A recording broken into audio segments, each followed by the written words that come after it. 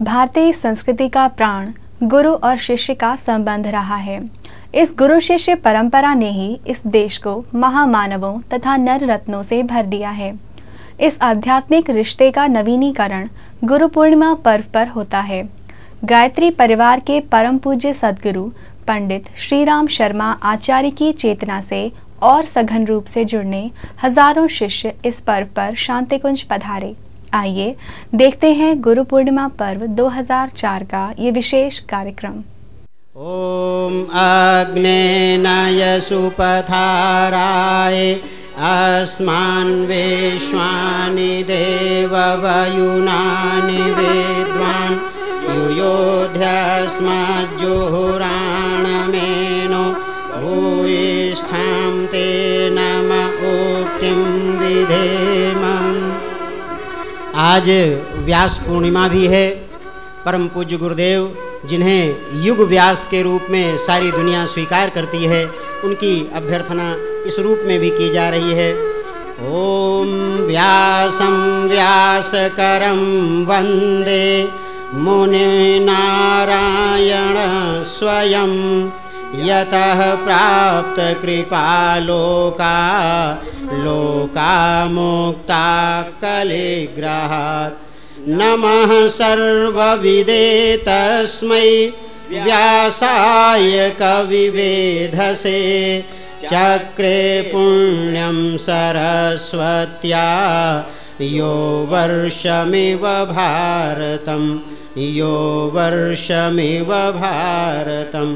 ओम श्री व्यासाय नमः। आवाहयामि स्थापयामि ध्यायामि। बोलिए परम पूज्य गुरुदेव की, परम वंदनीय माता जी की।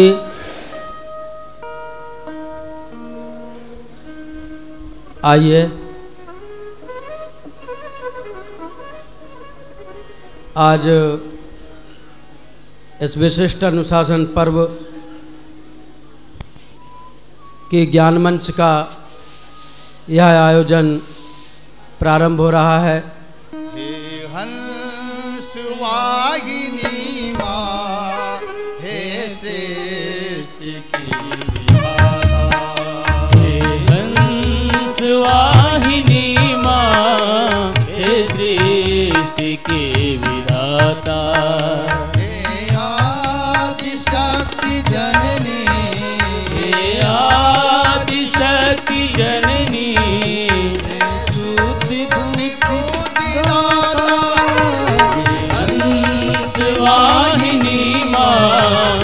श्रेष्ठ के विधाता।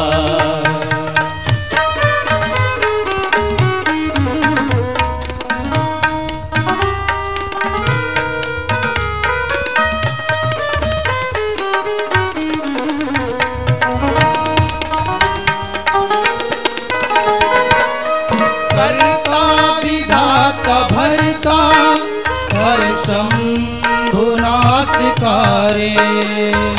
करता विधाता भरता हरि शंभु नाशकारी।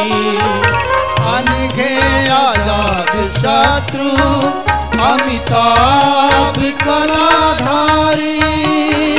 अनघे आजाद शत्रु अमिताभ कलाधारी। पाप नाशनी माँ, वेद की है माता। हे पाप नाशनी माँ, तू वेद की है माता। हे आदि शक्ति जननी, हे आदि शक्ति जननी, हे सूत बुद्धि दाता।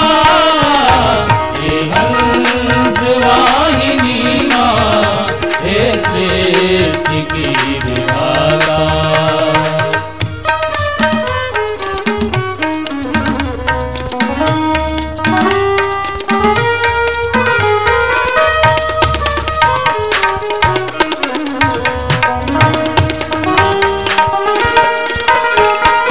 तू राम कृष्ण सीता सतरूपा विधाराधार।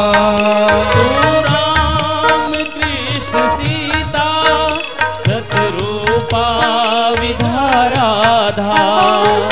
कल्प वृक्ष माया हरती है भव की बाधा। तू कल्प वृक्ष माया हरती है भव की बाधा। की है भय माँ जो तुझको सदा ध्याता। करती है भय हरण माँ जो तुझको सदा ध्याता। हे आदि शक्ति जननी हे आदि शक्ति जननी। हे सुखी बुद्धि दाता।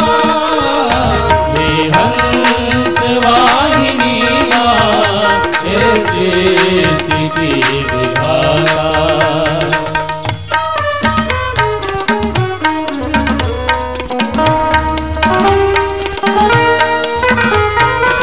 उनकी मोहनी तू शोभा की तू है धारा। सुर मुनि की मोहनी तू शोभा की तू है धारा। करुणामयी तू जननी भक्तों का तू सहारा। करुणामयी तू जननी भक्तों का तू सहारा। पर दया दिखाती तेरे शरण आता। उस पर दया दिखाती तेरी शरण जो आता। हे आदि शक्ति जननी हे आदि शक्ति जननी। हे शुद्ध बुद्धि दाता।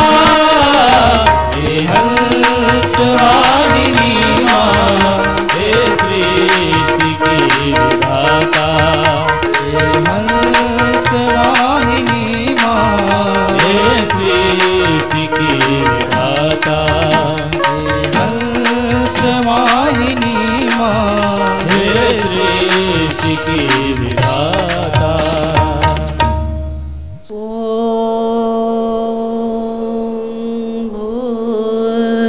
भूर्भुवः स्वाहा तत्सवितुर्वरेण्यं भर्गो देवस्य धीमहि धियो यो नः प्रचोदयात्।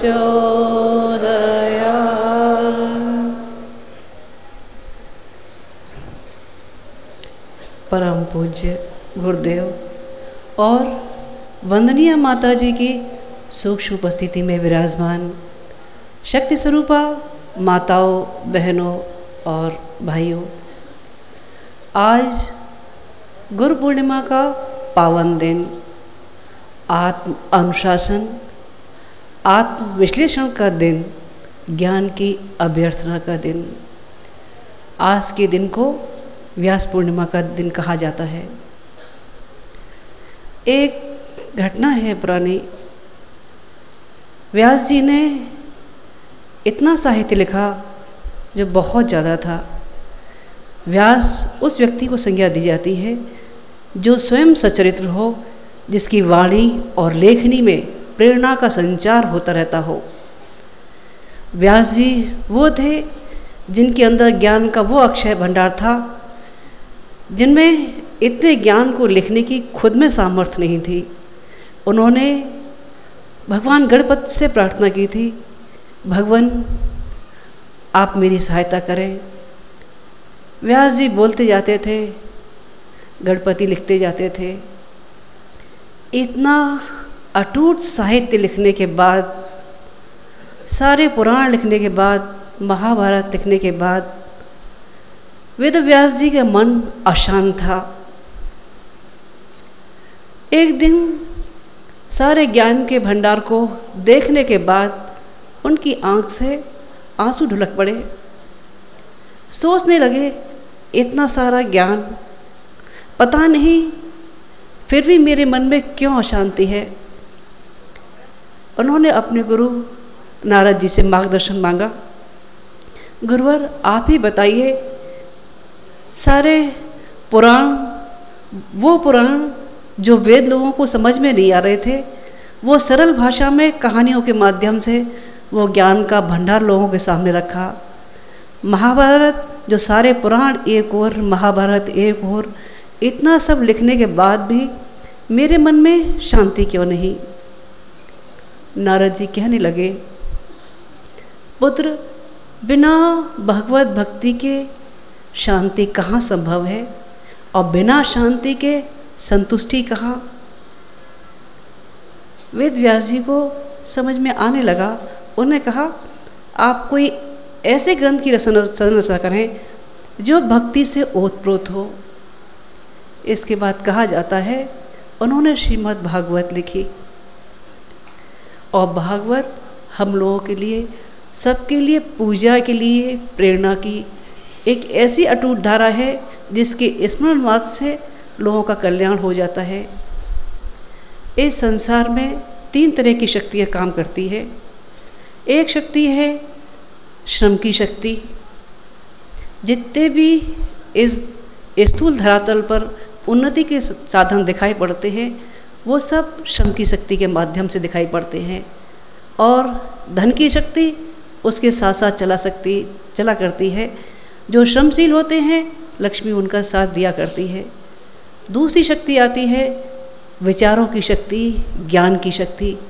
आज ज्ञान के पूजन का दिन है। ज्ञान उस स्वाति की नक्षत्र की तरह से है जिसकी बूंद जब गिरती है तो सीप के मुंह में मोती पैदा कर देती है। ज्ञान जब मिल जाता है तो व्यक्ति देवता बन जाता है, और ज्ञान के अभाव में नर पशु बन जाता है। ये श्रद्धा जब उमड़ती है तब गुरुदेव निहाल हो गए अपने गुरु के चरणों में अपना सब कुछ समर्पित करने के बाद। वंदनीय माता जी गुरुदेव की अर्धांगिनी, उनकी धर्म पत्नी तो थी ही सही, पर शायद आप में से कम ही लोगों को ये जानकारी हो कि उनकी प्रथम शिष्या भी थी, और उन्होंने अपने इष्ट, अपने आराध्य के चरणों में अपना सब कुछ अर्पण कर दिया था। इस मिशन का इतना बड़ा विराट स्वरूप जो आज दिखाई पड़ता है, वो गुरुदेव माता जी का प्यार भरा संरक्षण रहा। एक बार जो भी उनसे मिला उन्हीं का हो गया। वंदनीय माता जी के आंचल के साए में जो भी आया, उसने ममता की उस मुहूर्त को देखा कि वो अपना सब कुछ भूल गया। आज भी सन 94 की वो घटना याद है। गुरु पूर्णिमा का ही दिन था।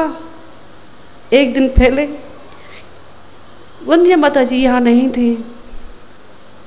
आप लोगों की जानकारी में होगा, माता जी ने संकल्प कर लिया था कि वे अपने स्थूल को समेटना शुरू करेंगी। दिल्ली में थी, गुरु पूर्णिमा का पर्व नज़दीक था।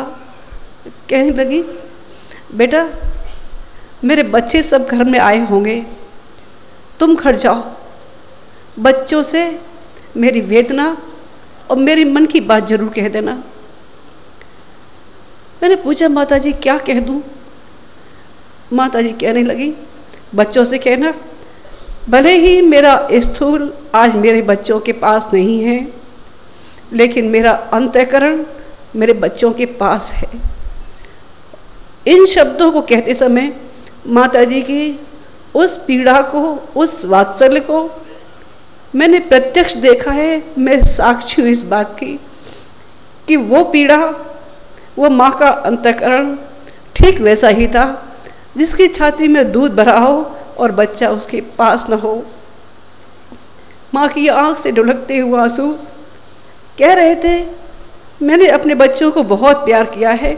उनसे कहना, मेरा स्थूल न रहने पर भी मेरा प्यार भरा संरक्षण अपने बच्चों के साथ में है। उनकी हर पीड़ा का निवारण उनकी माँ जरूर करेगी, उनका पिता हमेशा संरक्षण देगा। आज गुरु पर्व का पावन दिन है। हे गुरुवर, आपके ऋणों से ऋण तो हो नहीं सकते, लेकिन आपके संकल्पों को आपके बच्चे पूरा करने में कोई कदम पीछे हटाएगी नहीं। प्रेरणा संरक्षण गुरुदेव देते रहना। ओम शांति।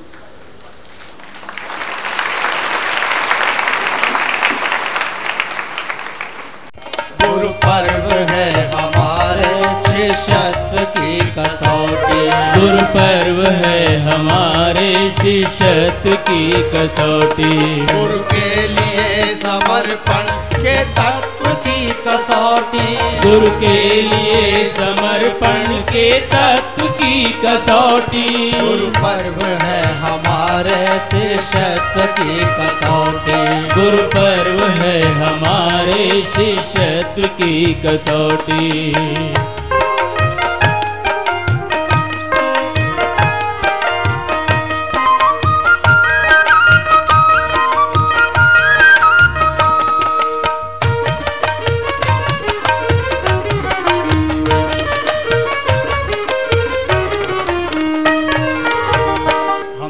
प्रकाशवाहक उस अंशुमान के हैं। हम सब प्रकाशवाहक उस अंशुमान के हैं। विश्वास हम सभी नव स्वर्णिम विहान के हैं। विश्वास हम सभी नव स्वर्णिम विहान के हैं। कोई कहीं न बोले हारे हुए की भाषा। कोई कहीं न बोले हारे हुए की भाषा। हम हो जहाँ वहाँ पर जागे उमंग आशा। हम हो जहाँ वहाँ पर जागे उमंग आशा। यह पर्व है अखंडित अंशत्व की कसौटी। यह पर्व है अखंडित अंशत्व की कसौटी। गुरु पर्व है हमारे शिष्यत्व की कसौटी। गुरु पर्व है हमारे शिष्यत्व की कसौटी। गुरु के लिए समर्पण के तत्व की कसौटी। गुरु के लिए समर्पण के तत्व की कसौटी। गुरु पर्व है हमारे शिष्यत्व की कसौटी। गुरु पर्व है हमारे शिष्यत्व की कसौटी। गुरु पर्व है हमारे शिष्यत्व की कसौटी। गुरु पर्व है हमारे शिष्यत्व की कसौटी। परम पूज्य गुरुदेव और परम वंदनीय माता जी की सूक्ष्म उपस्थिति में गुरु पूर्णिमा के पावन पर्व पर यहाँ विराजमान सभी हमारे देवतुल्य भाइयों, देवी स्वरूपा बहनों, शक्ति स्वरूपा माताओं, सभी दूर दूर से आए हुए हमारे कार्यकर्ता भाइयों बहनों, हमारे शांति कुंज के सभी कार्यकर्ता भाई बहन, उनके परिवार के सभी सदस्य, परम पूज्य गुरुदेव के जीवन में उनकी 15 वर्ष की आयु में 18 जनवरी 1926 को एक सत्ता का आगमन हुआ। अदृश्य शरीरधारी, सूक्ष्म शरीरधारी अदृश्य सत्ता जो केवल उन्हीं को दिखती थी और उनके अखंड दीपक के सामने आकर के प्रकट हुई। जो दीपक उन्होंने जलाया था इस संकल्प के साथ जलाया था कि इसको अखंड जलाएंगे, पर कभी कल्पना भी नहीं थी कि उस दीपक के साथ साथ एक हिमालयवासी गुरु पधार जाएंगे। उन्होंने आते ही सबसे पहले निर्भय करते हुए कहा, उन्होंने कहा कि हम तुम्हारे गुरु हैं, जन्म जन्मांतरों के गुरु हैं। तुम्हें शायद याद ना आ रहा हो तो हम तुम्हें बोध करा देते हैं।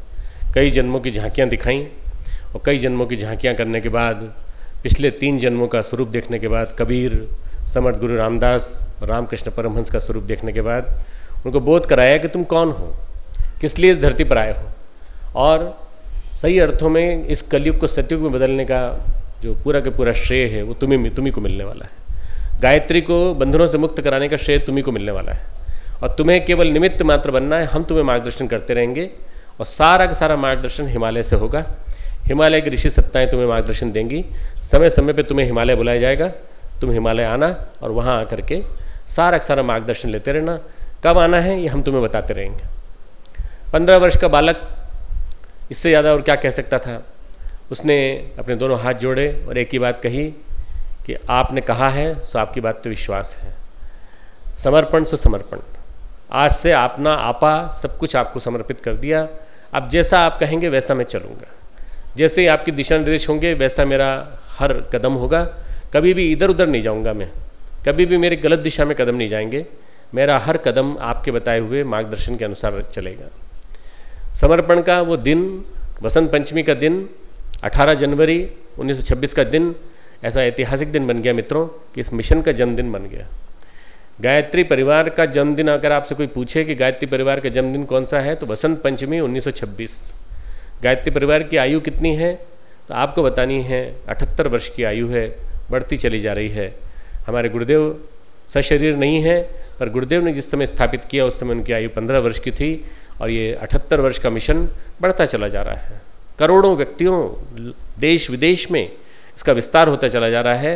ये इसकी शुरुआत वहाँ से हुई जब एक गुरु एक सदगुरु के पास आया, एक सदगुरु एक गुरु के पास आया और उस समर्थ सत्ता ने आकर के अपना मार्गदर्शन दिया, संरक्षण दिया, अभयदान दिया और ये कहा कि तुम हमारे शिष्य हो, हमारी आयु तुम माप भी नहीं सकते, इतनी हमारी आयु है। 650 साल से हम हिमालय में रह के तप कर रहे हैं। गुरु सर्वेश्वरानंद जी हमारे गुरु के गुरु, वो आए और आकर के उन्होंने मार्गदर्शन दे करके भविष्य की सारी जितनी दिशाधारा थी वो बताई। 24 लक्ष के 24 महापुरुषों के आधार पर एक आधारशिला रखने को कहा। तप के आधार पर मिशन खड़ा होता है, तप के आधार पर संगठन खड़ा होता है, साधना की धुरी पर संगठन खड़ा होता है, अपनत्व की धुरी पर संगठन खड़ा होता है। तो उन्होंने कहा अपनत्व तुम्हें बांटना होगा, तुम्हें सबको अपना मान करके अपना प्यार लुटाना होगा और उसका साथ देने के लिए तुम्हारे साथ एक जगत जननी माँ भगवती स्वयं साक्षात आएंगी और तुम्हारा साथ देंगी। समय आने पर वंदनीय माता जी आईं। वंदनीय माता जी और परम पूज्य गुरुदेव दोनों ने मिलकर के इस मिशन की जो प्रक्रिया थी, शुरुआत की प्रक्रिया थी, उसको कितनी गति दी आप सब जानते हैं। भाइयों बहनों, गुरु के प्रति समर्पण में ही सब कुछ छिपा पड़ा है। जिसने गुरु के चरणों में अपने आप को समर्पित कर दिया और सब कुछ अपना अर्पित कर दिया, उसका जीवन निहाल हो गया। सही अर्थों में सच्चा शिष्य वही है जो किसी प्रकार की अपनी मांग न रखे। एक बात सुनाना चाहता हूँ, अभी इसी अंक में आया है, आपने शायद देखा हो। एक गुरु शिष्य की परंपरा के बारे में जब बात चलती थी तो विवेकानंद एक बात सुनाते थे, को हम। अपने आप से पूछो को हम कहते हैं ना सो हम, मैं वही हूँ जो परमात्मा है। तो कहते थे अपने आप से पूछो तुम कौन हो, कौन है, मैं कौन हूँ। और उसके बाद जोर से कहो शिष्यो हम, सो हम, दासो हम, दासो अहम। मैं दासों का भी दास हूँ और दासों का भी दास होने के बाद मैं शिष्य हूँ। जब शिष्य कहने लगोगे तो तुम सीखने के लायक हो जाओगे। इस दुनिया में सीखने को इतना कुछ बचा है, संजीवनी विद्या है, अध्यात्म है, और जीवन भर पढ़ते रहोगे तो अधूरापन है, कभी भी कम नहीं होगा। मित्रों, ऐसी उन्होंने एक परंपरा स्थापित की और परंपरा स्थापित करके एक शिष्य के, सच्चे शिष्य के रूप में स्थापित होते हुए चले गए। क्या बने हम? शिष्य बने। शिष्य बने तो ऐसे बने कि फिर सदगुरु को त्यागने का मन में संकल्प भी ना आए, जरा सी भी कोई बात ना आए। तुलसीदास जी ने कहा है, तुलसी सदगुरु त्याग के, तुलसी सदगुरु त्याग के भजई जे पामर भूत। जो भूत प्रेत का भजन करते हैं, पामर नर पामर पत्थर की तरह से रहने जीव जंतु, अंत फजीहत होई के, इनकी अंत में फजीहत होती है। गणिका के से पूत, वैश्या के से बच्चे ही है, वैश्या के लड़के के समान। गुरु को छोड़ के किसी और के पास जाते हैं।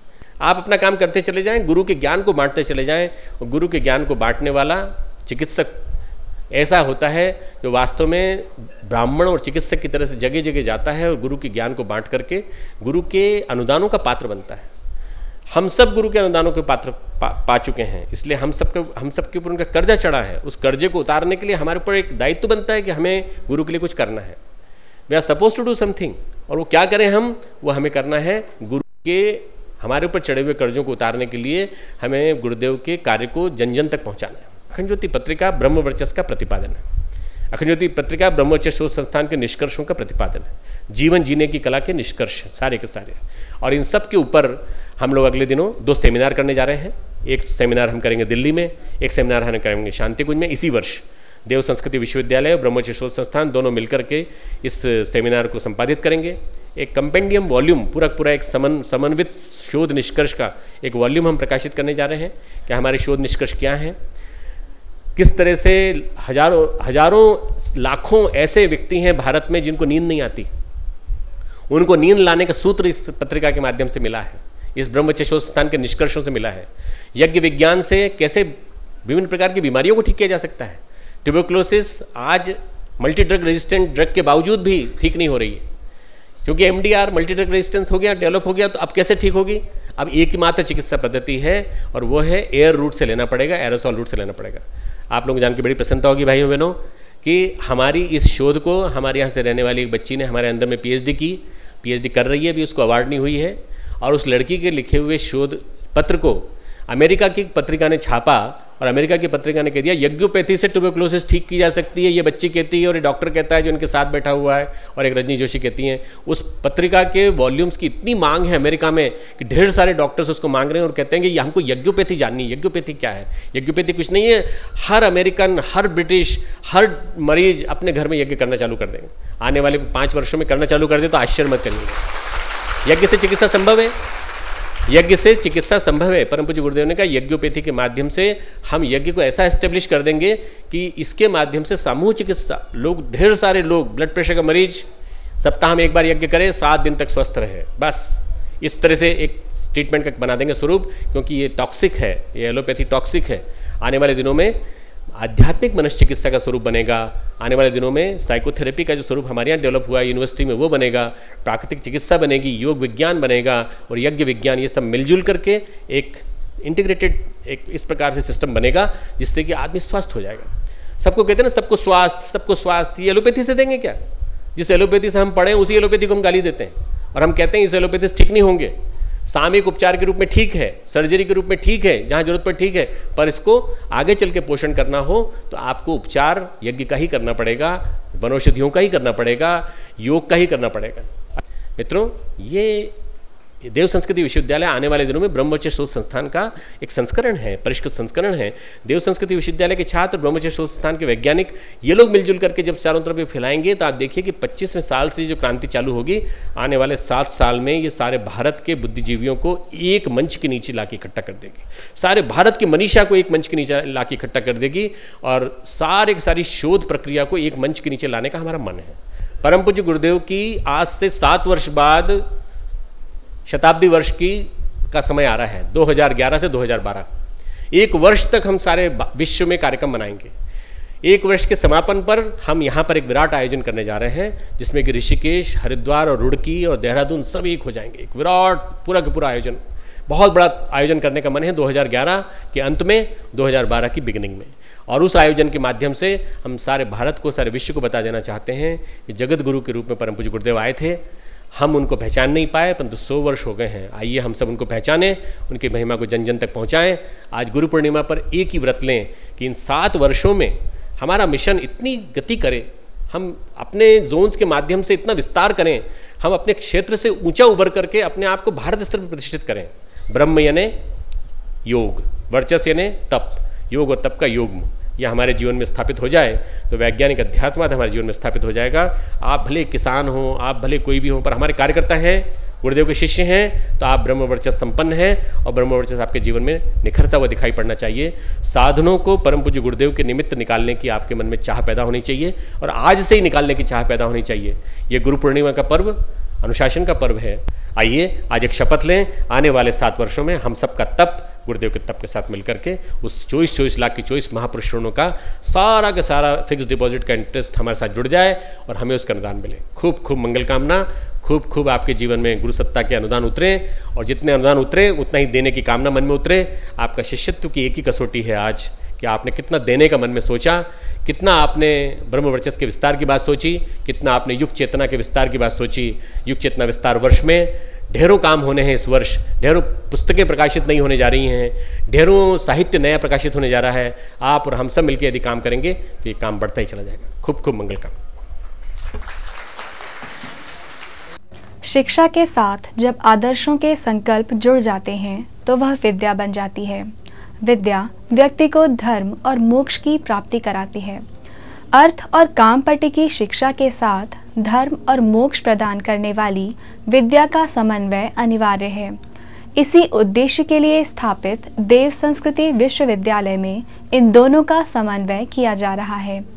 यहाँ विद्यार्थी अपने ज्ञान प्राप्ति से पूर्व कुछ संकल्पों में बंधता है जिनके सहारे वो अज्ञान से ज्ञान की ओर गति करता है। उन्हीं संकल्पों को कराने का अद्भुत समारोह है ज्ञान दीक्षा समारोह। अब सभा का शुभारंभ होता है। हम श्रद्धेय डॉक्टर प्रणव जी से प्रार्थना करेंगे, जो हमारे कुलाधिपति हैं, वे दीप प्रज्वलन करें और हमारे अतिथि गण पुष्पांजलि करें गुरुदेव माता जी के चरणों में। ओम आग्नेय सुपथाराय अस्मान् विश्वानि देववयुनानि विद्वान् युयोध्यस्मज्जुहुराणमेनो भूयिष्ठां ते नम उक्तिं विधेम।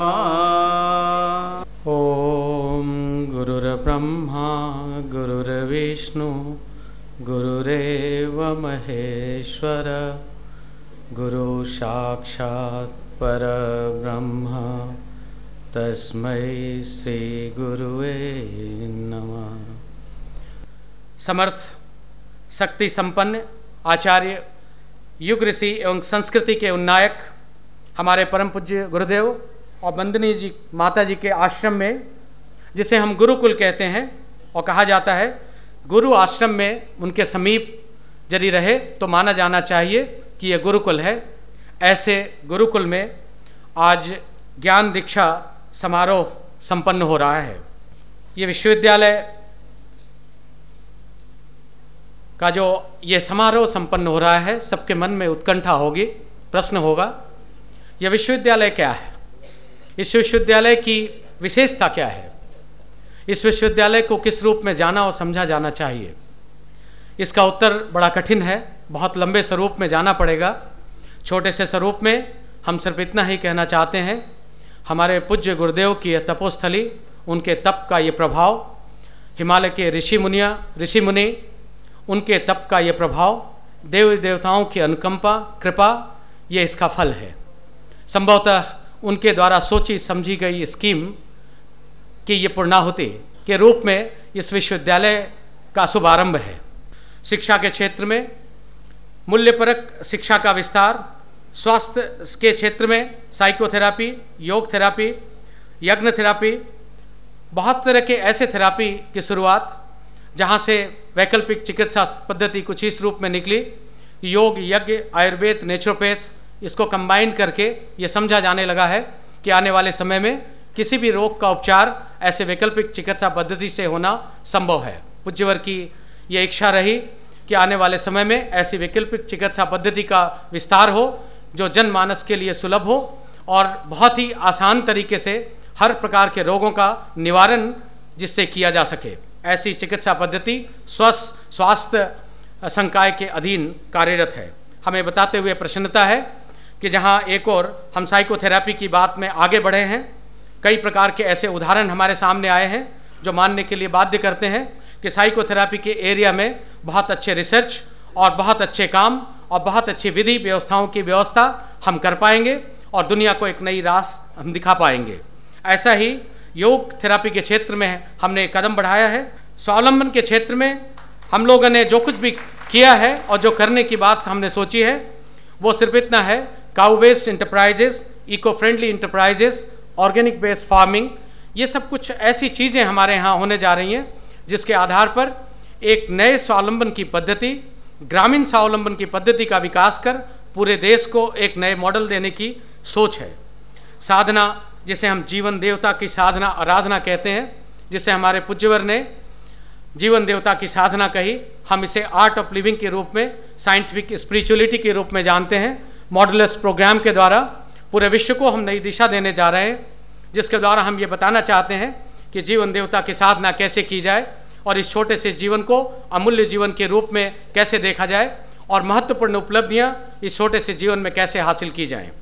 इस वर्ष हमने सर्टिफिकेट कोर्स में रूरल मैनेजमेंट का एक कोर्स जोड़ा है, डिप्लोमा में बायो इन्फॉर्मेटिक्स और बायोमेडिकल सिस्टम, ये 2 कोर्स हमने जोड़े हैं। इस प्रकार पिछले चले आ रहे कुल कोर्स हमारे 10 ऐसे कार्यक्रम हैं और छोटे मोटे कई ऐसे कार्यक्रम मॉड्यूलर कोर्सेज के रूप में हमने आरंभ किए हैं।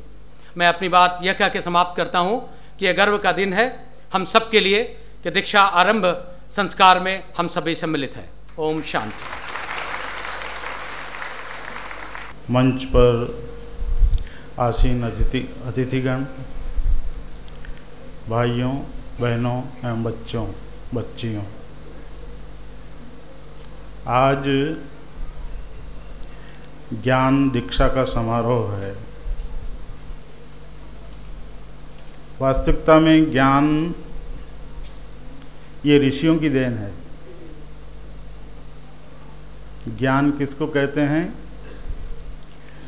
ज्ञान कहते हैं विचार करने के तरीके को, विचार शक्ति को, और उस ज्ञान को शिक्षा के साथ कैसे पिरो दिया जाए, शिक्षा के साथ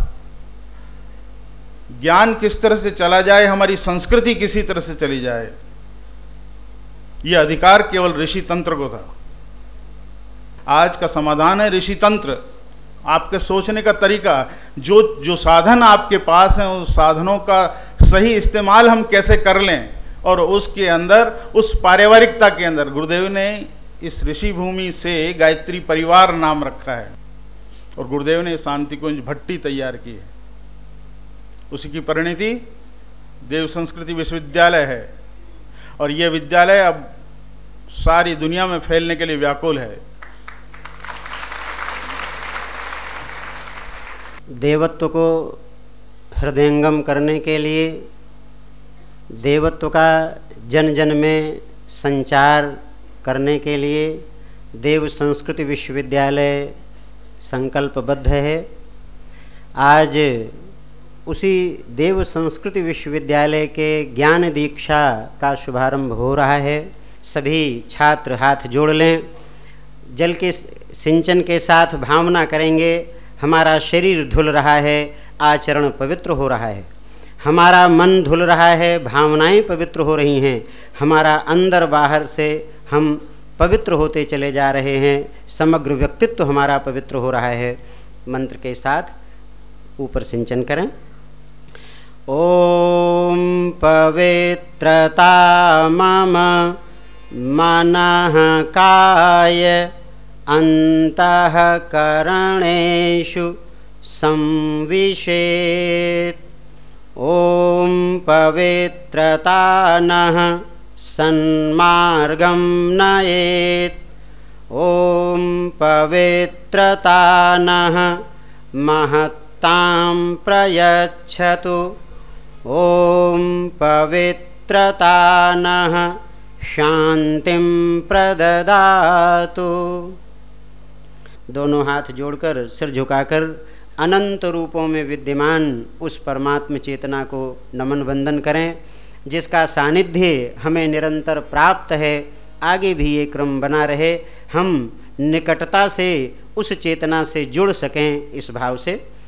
ओम नमोस्त्वनंताय सहस्रमूर्तये सहस्रपादाक्षिशिरोरुबाहवे सहस्रनाम्ने पुरुषाय शाश्वते सहस्रकोटियुगधारिणे नमः। सहस्रकोटियुगधारिणे नमः। हमारे यहाँ दीक्षित होने जा रहे हैं सभी नए छात्र छात्रा, स्नातक बनने जा रहे हैं। स्नात का अर्थ होता है स्नान करके जो आया हुआ हो। स्नान करके सब आते हैं, पानी से सब नहाए हैं, पर ज्ञान की गंगा में जो स्नात किए हुए हों उनको स्नातक कहा जाता है। हमारे यहाँ आर्य समाज ने इस डिग्री को जिंदा भी रखा था। स्नातिका, स्नातक डिग्री दी जाती थी। बाद में हमारे यहाँ डिग्री हो गई bachelor of arts, bachelor of science, bachelor of विभिन्न रूप में जो आ गई, मास्टर्स आ गई। सभी स्नातक हैं, और स्नातक होने के नाते आप यहाँ दीक्षित होने जा रहे हैं। मेरे साथ साथ दोहराएंगे और भावना ये रखेंगे कि इन शब्दों के साथ साथ आपके जीवन में भी उतरता चला जा रहा है। छात्रों और शिक्षकों के संयुक्त पुरुषार्थ से ही कार्य संभव होगा, इसलिए दोनों वर्ग एक साथ मेरे साथ साथ बोलेंगे, भावनापूर्वक निर्धारित सूत्र बोलेंगे। सबसे पहले बोलें, अपना नाम बोलें। मैं, अपना नाम बोलें। स्नातकों के लिए निर्धारित आदर्श, मर्यादा एवं कार्य योजना के अनुरूप ज्ञान पाने दीक्षित, अब जो भाई लोग बैठे हैं, बच्चे लोग बैठे हैं, दीक्षित होता हूँ, बहनें बैठी हैं, दीक्षित होती हूँ।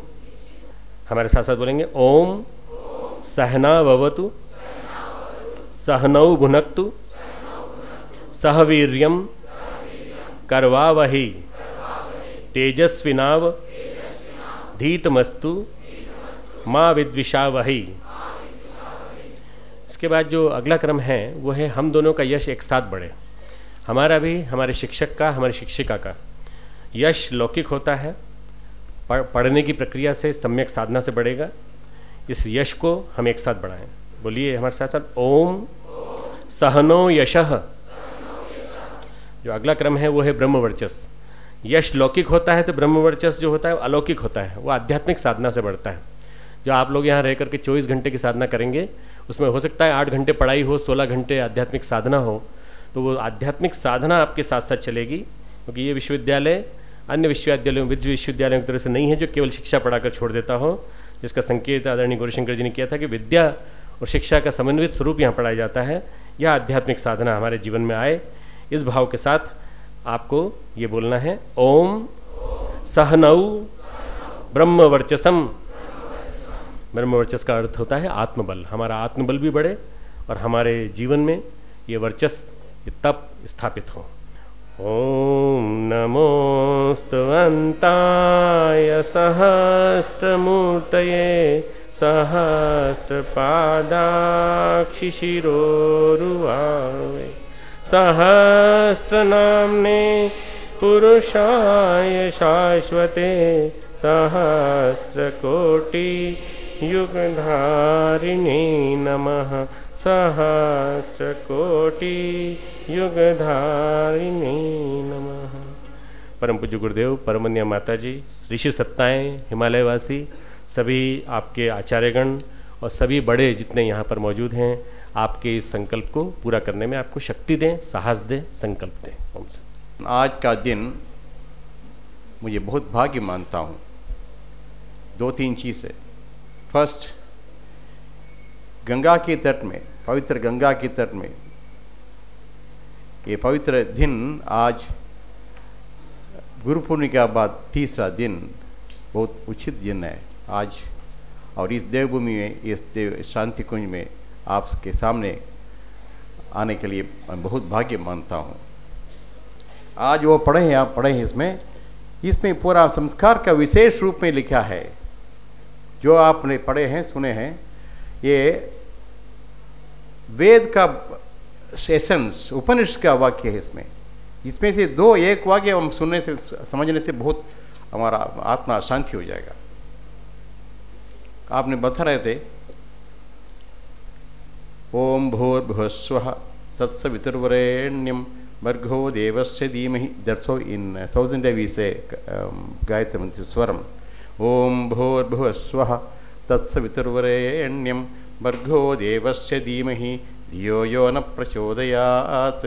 The last word, धियो यो न प्रचोदयात्, has got lots of meaning. Here we don't pray for myself. I pray for the entire community. We want your salvation, your kripa. That's a plural. See the philosophy in this. I don't pray for me or for my wife and family. It is for all of us we pray. That is the value of Indian culture. सबके लिए हम प्रणाम करते हैं, सबके लिए हम दान मांगते हैं, सबके लिए कृपा मांगते हैं, अकेला व्यक्तित्व रूप में नहीं मानते हैं। ये हमारा संस्कार का महत्वपूर्ण है। इसमें एक और, इसमें बहुत है। इसमें एक उपनिषद है, वाक्य है, उसमें है आकाशो वायु वायुर आपः आपो अग्नि। See that scientific thought. It is from the Akash, Vayu present. From Vayu, it is water. From water, it is Agni. वो पानी में अग्नि है। देखिए हमारा संस्कृत उपनिषद का मंत्र है। आप सोचिए पानी के अंदर कैसा अग्नि होगा। अब सोचिए, एक मिनट सोचिए, पानी से हम निकलते हैं बिजली, hydro electric power from water, hydro sources. इसका मालूम था, हमारा पूर्वजनों के मालूम था पानी में अग्नि है, ये उपनिषद में है। आकाशो वायु वायुर आपह, आप मतलब जल, आपो अग्नि ही, इतना ज्ञान था हमारे पूर्वजनों का, हम उसको उदासीन करते हैं, ये नहीं मानते हैं। कोई वेद पढ़ते हैं, वो वेद पढ़ता है, वो तो बहुत पुराना आदमी है बोलते हैं। ये इसमें साइंस है, इसमें टेक्नोलॉजी है, इसमें ज्ञान है, अज्ञान नहीं है। इस देव संस्कृति महाविद्यालय इस दिशा में बहुत उचित कार्य शुरू किया है, उसके लिए मैं आचार्य को और प्रणव पांडे जी को नमस्कार और धन्यवाद और बहुत मैं देता हूँ। इतना उचित यूनिवर्सिटी के आप भाग्य है, आपको ये स्टूडेंट बना के आए हैं। मैं बहुत पसंद आपके मिलने के लिए, आपकी बात करने के लिए। This university must be proud of making this to you known at the very first day itself. I congratulate the Chancellor, Honorable Chancellor and Vice Chancellor, entire Parivar of Shanti Kunj for making you in the right direction, making you take the right step, the first step, the right step today. And thank you so much. Wish you all the best. Jai Gurudev.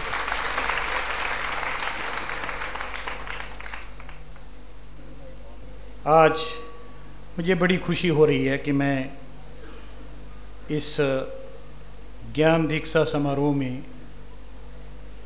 आप सबके साथ यहाँ उपस्थित हूँ।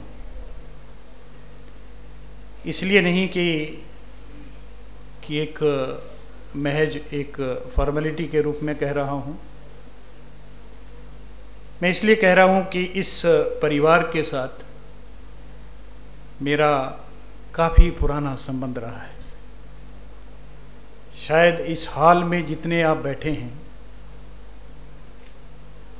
उनमें से जिन किसी को आशीर्वाद गुरु जी का और माता जी का प्राप्त हुआ हो, उनमें से मैं भी एक गिनती में गिना जाऊंगा।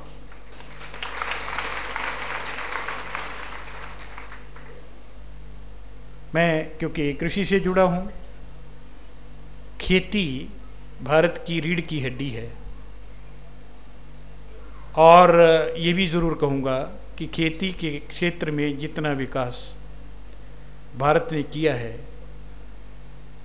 शायद यदि वो नहीं हुआ होता तो इतनी बड़ी जनसंख्या को भरण पोषण करना बहुत मुश्किल होता।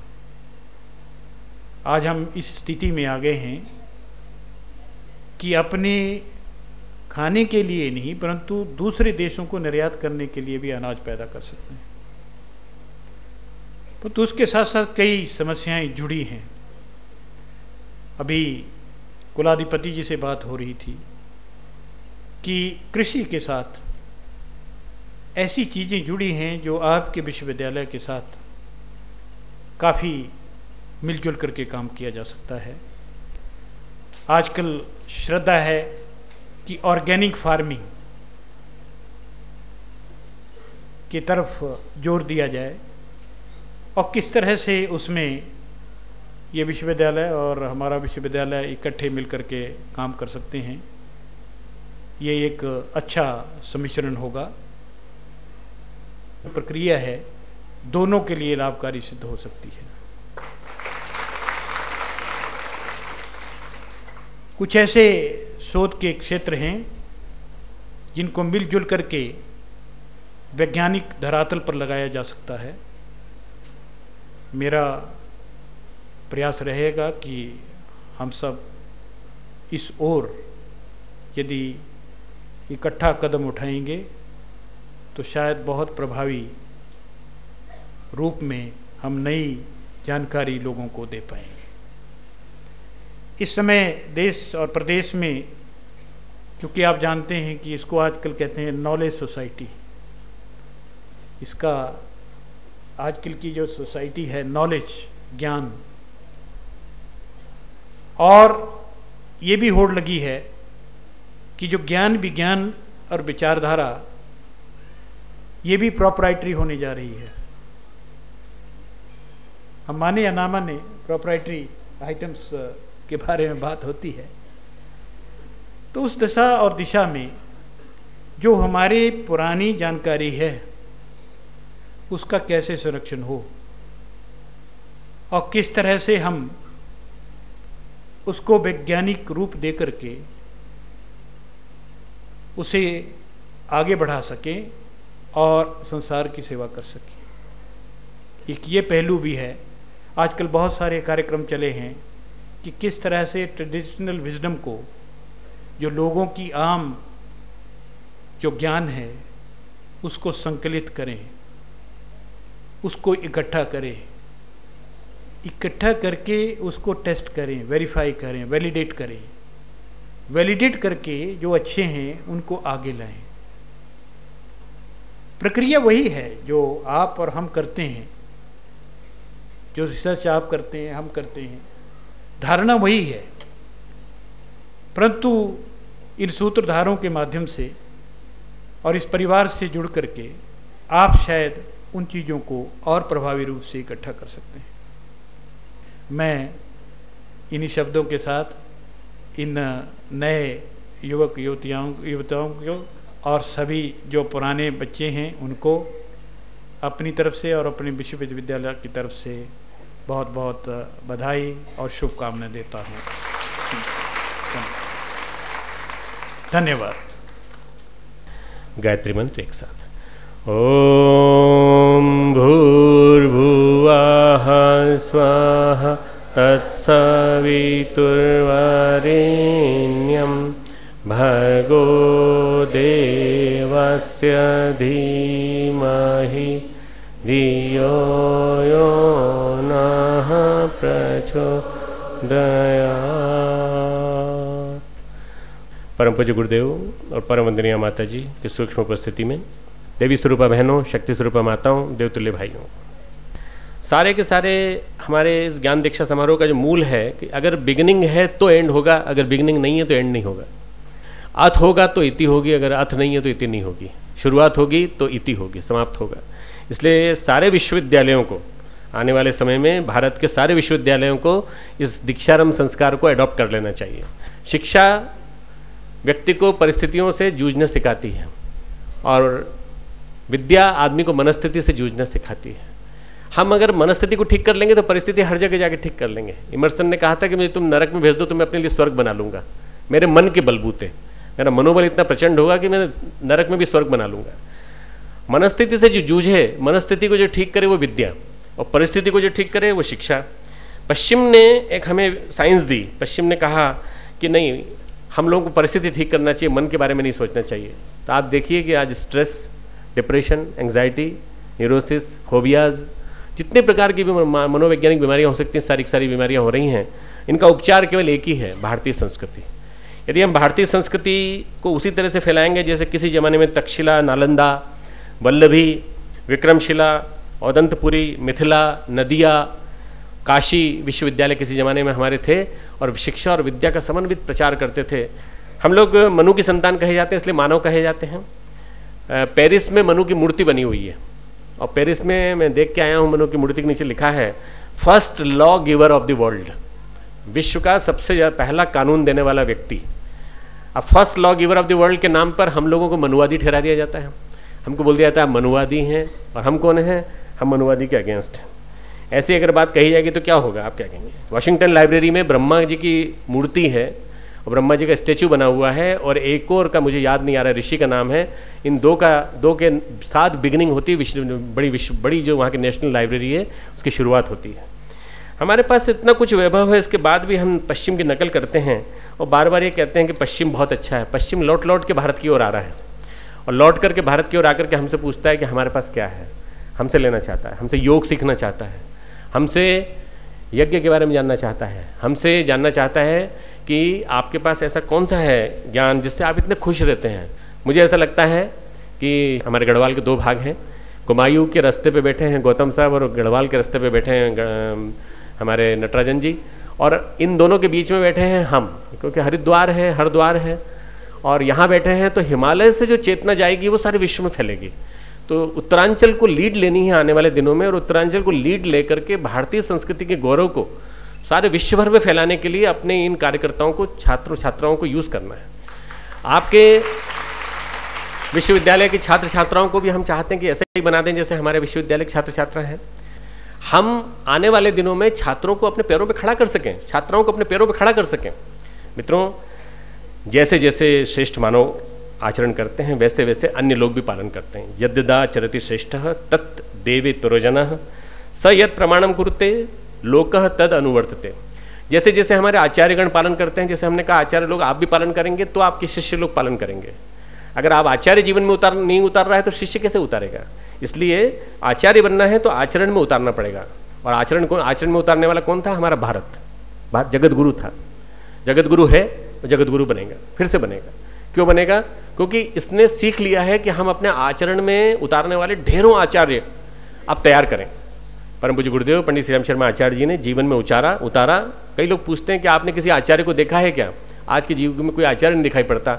हमने एक आचार्य को देखा, पंडित श्री राम शर्मा आचार्य जी को, जिन्होंने वास्तव में अपने जीवन में आचरण में उतारा और आचरण में उतार करके लाखों लोगों को प्रेरणाएं दी। ऐसे आचार्य के हम छोटा सा एक घटक बन जाएं, एक अंग अवयव बन जाएं, बस उस आचार्य का एक अंग बन गए तो हमारे जीवन में क्रांति आ जाएगी, बदलाव आ जाएगा और हम निश्चित रूप से बदल जाएंगे। आगे चल के हम यहाँ पर बहुत कुछ करना चाहते हैं। जैसा गुरुदेव चाहेंगे वैसा ही होगा, जैसा हिमालय के ऋषि चाहेंगे वैसा होगा।